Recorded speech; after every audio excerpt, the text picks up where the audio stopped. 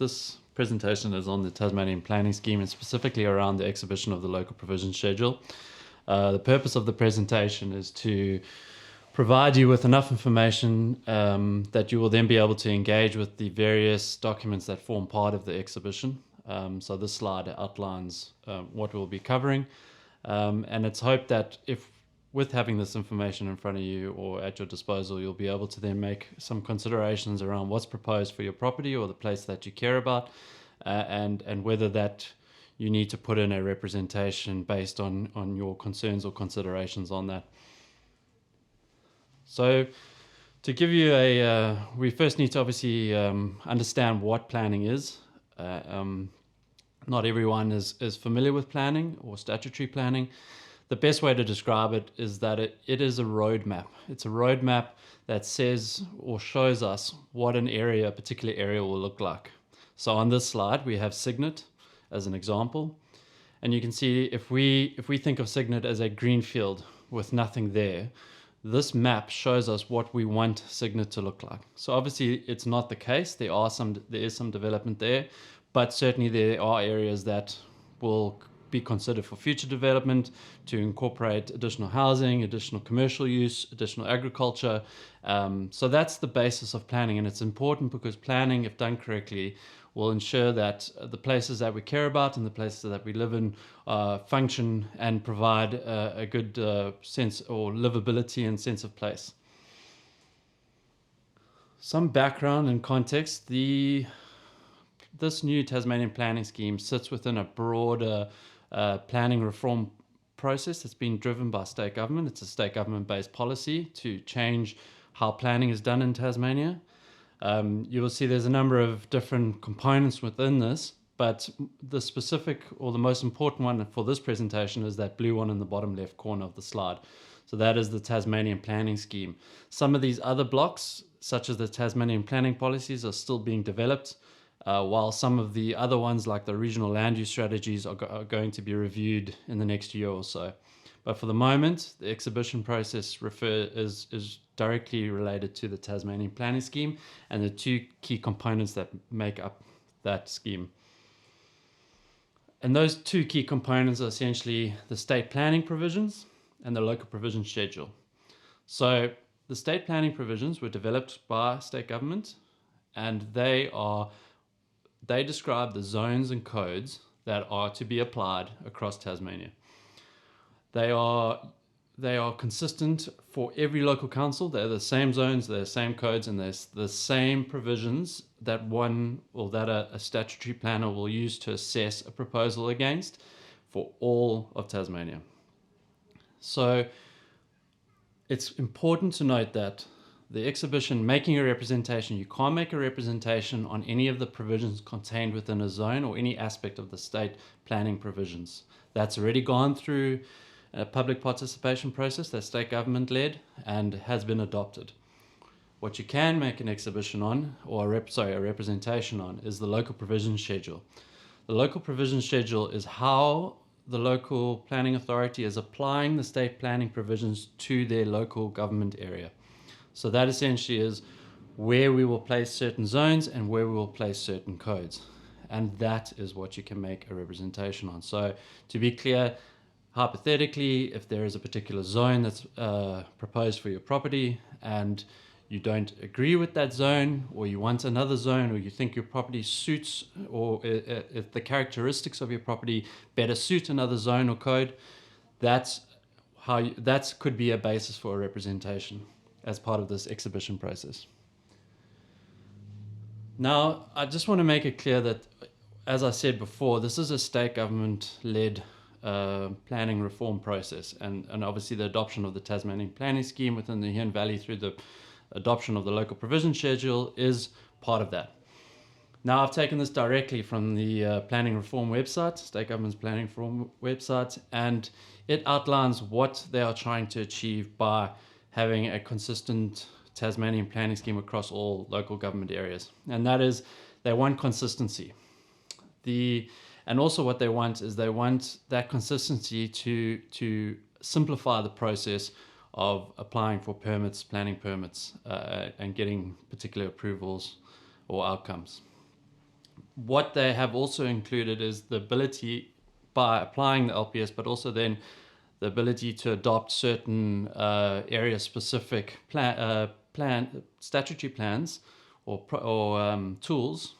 We can also then consider local area characteristics that are not sort of consistent across the valley. So a good example would be Cygnet's, again, going back to the hypothetical Cygnet example, their heritage, there's a lot of heritage buildings there.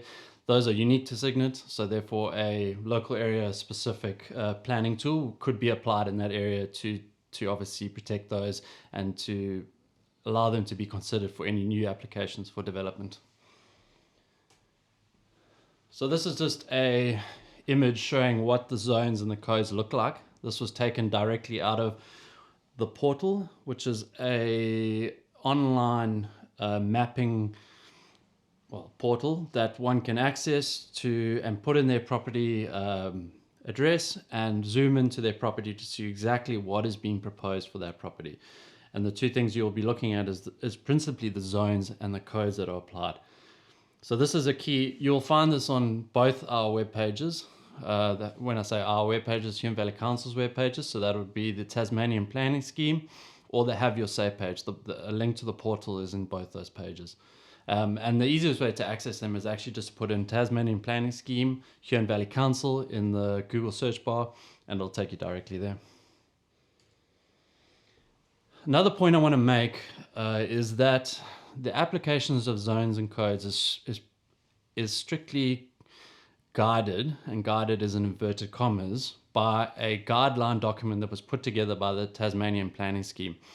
While it says guideline in the title, it's actually a very prescriptive approach to applying zones and codes. And I've just taken an example out of here. This is the rural zone. And you can see there on the far right column, it talks to RZ1, RZ2, RZ3. Those are specific guidelines on how we can apply the rural zone. And we are not, as the local planning authority, we are not permitted to apply that zone to areas or to sites that don't meet those specific application criteria that are listed in the far right column. So while some people might be concerned that we have just sort of applied it ad hoc, we haven't. We've had 3 formal drafts that have gone to the Tasmanian Planning Commission, have been assessed by the Commission, and they at each of those assessment points have referred back to these guidelines and required us to make changes based on any concerns they have around the guidelines not matching what's on the particular property and matching the zone requirements or the application requirements. So now I'm just going to go into sort of a bit more detail around the exhibition and some of the documents that will be available and how best to access those documents, as well as making a representation. So the 3 main there are many documents available, but the 3 main ones that you should focus on are the state planning provisions, the local provision schedule, and the planning authority supporting report and the appendices.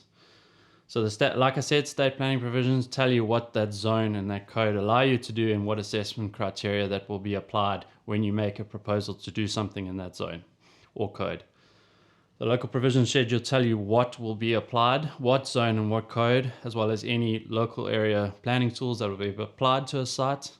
And the planning authority supporting report outlines our approach to applying those zones and codes. There's some good information in that supporting report, and I would encourage you to read it. There are many appendices, I think there's 68 in total, but certainly, at least if you're going to focus on something, focus on the supporting report itself. So as I said, you can access the document at our Huon Valley Council website. There's 2 pages. There's a Tasmanian Planning Scheme, which goes in quite a bit of detail around how the new planning scheme operates, etc. Some of the stuff that I've already talked about. And then there's the Have Your Say page, which talks specifically around a representation and how to make a valid representation, because the Land Use Planning and Approvals Act specifies that there's a minimum amount of information that's required for a representation to be valid. And we obviously want you to have the best chance of your representation being considered. So we have put that in that page so that you're obviously fully aware of what's required. We've also provided a hard copy, a customer service in Huonville, 48 Main Street. But that's a large document. It includes all those appendices that I spoke about. and it's about 4,500 pages large. But you are more than welcome to come and access that, and the customer service officers can assist you to show you if you want to focus on particular documents. They'll be able to show you where those are located. The Huonville Hub also has a dedicated computer for those that don't have access to one at home, and we'll do our best to try and have all the pages ready there for you to engage with them. And then finally, the Tasmanian Planning Commission website will also have all our documents on it if you want to access it through that. So as I mentioned, there's minimum criteria that's required to make a valid representation. That's on that Have Your Say page. But I just want to be clear what's required, and that is those points in the bottom block there. And that is, the representation must be in writing. It cannot be an oral or verbal representation, so you cannot call council and just talk to someone over the phone about your concerns. It needs to be in writing. You need to clearly identify the person or body who's making that representation and make sure it's signed and dated, because any representation that's received outside of the exhibition period, that is what started on the 24th of January and ends on the 30th of March, cannot be considered. If you are an incorporated or non-incorporated body, you need to include proof of authority to make or nomination to make that representation. There must be contact details for the person making the or the body making the representation, because there are likely to be hearings held by the Tasmanian Planning Commission on valid representations, and you might be contacted to provide further information at those hearings. To try and make it as easy as possible for you to make a representation, we have created an online form that has blocks or lines for you to put in all that information that is required. So if you make sure you fill in each of those blocks in that online form, you will make sure that your rep is valid. And then we've also provided a attachment process where you can attach a supporting document. And that's quite important, because a representation needs to have a supporting argument attached to it. So if you say, I don't want this code, I want that code, or I don't want this zone, I want that zone, that in itself is not enough information to be like substantively considered. It needs to say, I believe I should be this zone because of X, Y, and Z. Here's my supporting argument to that. And that obviously is going to be quite a bit of information. So it's better to put that in a Word or PDF document and then attach it onto the online form. And that online form is accessible from the Have Your Say page on Huon Valley Council's website. So the question that we often ask is, what happens after the exhibition period? You put in your rep, it's valid, and you want to know what's going to happen next. And that is that we as the planning authority will get all those representations and put them into a report.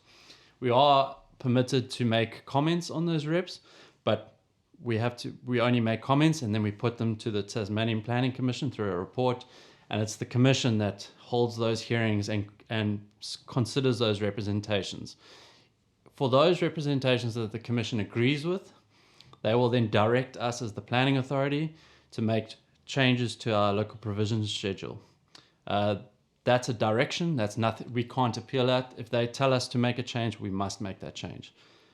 Once those changes are made, then the local provision schedule are then accepted, and by being accepted, the Tasmanian planning scheme therefore becomes operational. I spoke about the fact that the supporting argument is key when making a representation, and we strongly encourage you to seek professional advice if you have any concerns around that, because we as the planning authority are not permitted within the exhibition period to talk to the merits of specific proposals or specific representations that you want to make. It's better to rather engage a planning consultant, as they are fully aware of what's required to meet some of those considerations that the Tasmanian Planning Commission will be looking at. And yes, so, and certainly the best way to find someone or find a suitably qualified planning consultant is just to put in planning consultants Tasmania in Google, and some of the big consultants will then come up on the first page of that search. And just to say, while at the moment you can't make a a representation on the state planning provisions, that bottom blue block in the slide shows you that they are going to be up for review in the next year or two. And certainly we as Huon Valley Council will keep you updated, and as soon as that is out for comment, we will alert you to that, and then you'll be able to then engage on the substantive sort of rules and provisions that are contained within those zones and those codes in the SPPs. So I guess this is a summary slide. It's saying that what I've already said is planning can be very complex. These documents are long. There's a lot of terminology in them that is not familiar to most people. And each property has a unique set of controls on development that one needs to explore when considering putting in a representation. So these are the steps that we suggest you take. It's familiarize yourself with the mapping portal, because that's the easiest way to see what's applied to your property or a place that you care about. Ask yourself, what is important to me? What are my objectives for my property? And consider whether those zones and those controls match what you want to achieve. If they don't make sense to you, then you need to consider engaging that professional help to make that representation and to put that supporting argument together as part of that. And there's a lot of information on our website, but we would encourage you to familiarize yourself with that and read through some of those documents. What we've tried to do is at the top of the Tasmanian Planning Scheme page, you'll see there's a flowchart with links in that flowchart. It sort of walks you through this process that I've just outlined through a block type process, stepwise process, and you'll be able to then click on each of the core documents that you need to engage with, and then ultimately takes you to that representation page if you do decide that that's where you want to go. So I would encourage you, if nothing else, look at that flow diagram. And yes, just to reiterate that all representations need to be received before the end of the 30th of March 2022. Anything after that cannot be considered. Thank you.